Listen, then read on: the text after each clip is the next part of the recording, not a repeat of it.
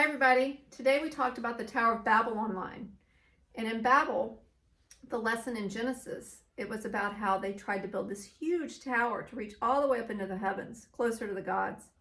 But there was only one God, and what that God wanted for them to do was to spread out and to be all across the nation and to spread out as a community, but they didn't.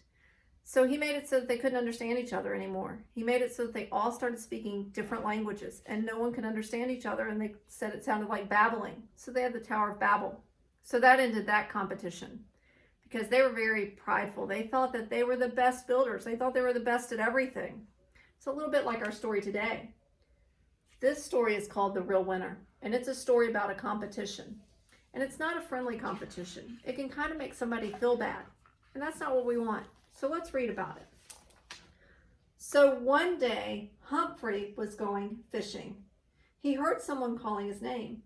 "Humphrey, wait for me," cried Rocky. "Please, Humphrey, may I go with you? Nobody wants to play with me." Humphrey wasn't surprised. Rocky turned everything into a contest.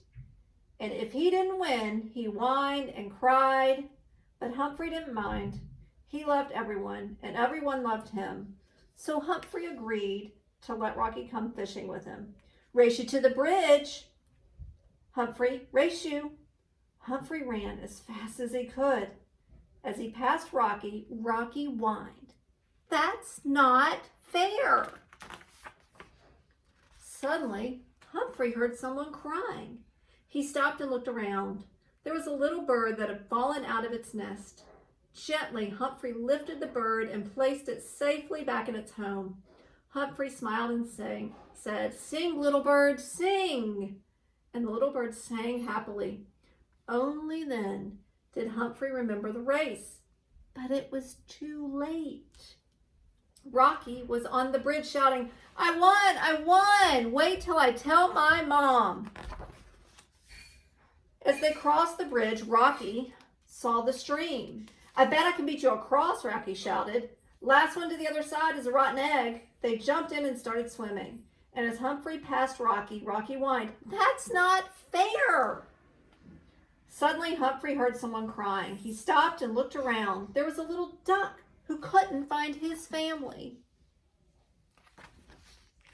Gently, Humphrey guided the little duck around the rocks. Humphrey smiled and said, "Swim, little duck, swim." And the little duck swam happily back to his family. Only then did Humphrey remember the race. But it was too late. Rocky was on the other side of the stream shouting, "I won! I won! Wait till I tell my mom." When they reached the fishing pond, Rocky shouted, "I bet I can catch the first fish, Humphrey. First fish wins." Rocky ran to the edge of the pond and started to fish. Humphrey carefully baited his hook, and soon he felt a tug on his line. "I think I've got one," Humphrey shouted. Rocky scowled. "That's not fair," he whined. And just then Humphrey heard someone crying. He looked around. There was a little frog trapped inside a bucket. So Humphrey pulled his fishing line out of the water and carefully lifted the frog out of the bucket. He smiled and said, "Jump, little frog, jump." And the little frog happily jumped off across the grass. Only then did Humphrey remember the contest. But it was too late. Rocky was waving his fishing pole in the air, shouting, "I won! I won!" "Look again," said Humphrey. "Old shoes don't count." "What?" said Rocky, puzzled. When he saw what had happened, he stopped. And he stopped smiling. "At least you're cleaning up the pond," said Humphrey with a chuckle. "Who cares?" grumbled Rocky. "I just want to catch a fish." Humphrey helped Rocky remove the shoe. Rocky baited his hook again. "Let's do some real fishing," Rocky challenged. "We'll take the boat. Then I know I catch a fish." They climbed into the boat and paddled out into the middle of the pond. When they found a good spot, they started to fish again. Humphrey watched how his line moved in the water.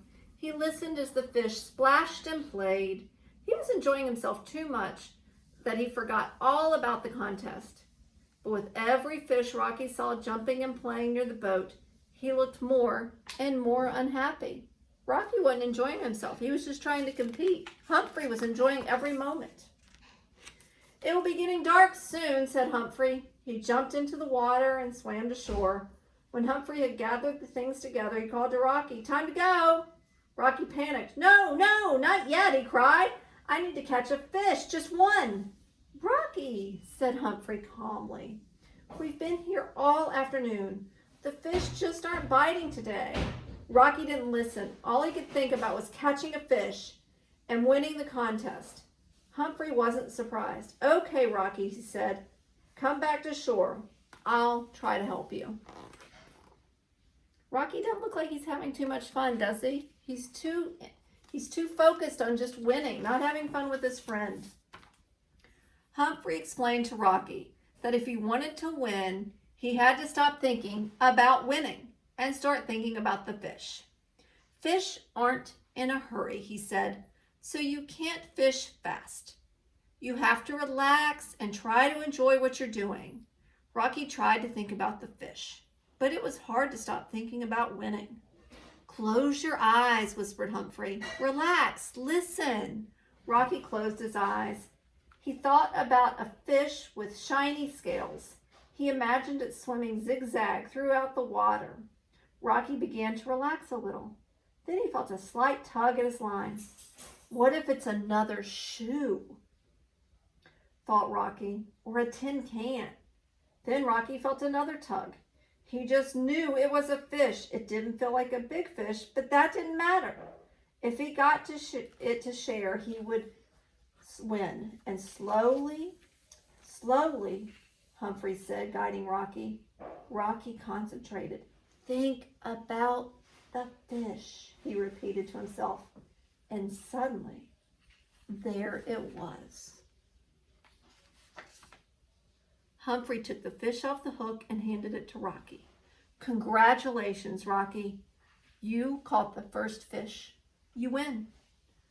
Rocky looked at the winning fish. The poor little fish fought to free itself. Humphrey looked at Rocky, puzzled. Rocky should be shouting, "I won! I won! Wait till I tell my mom!" But he wasn't.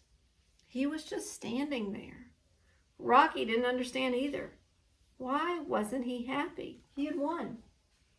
Rocky thought about the little fish, squirming to free itself from his grasp.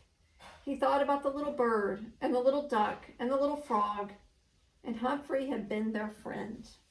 Rocky looked at the little fish moving in his hands. It was the winning fish. Look how little that fish is. Not very big at all. Finally, Rocky smiled. "Humphrey," he announced, "don't you know, winning isn't everything."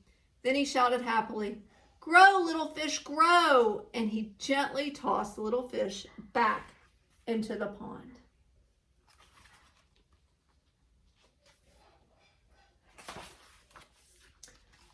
That night when Rocky got home, he told his family about the winning fish.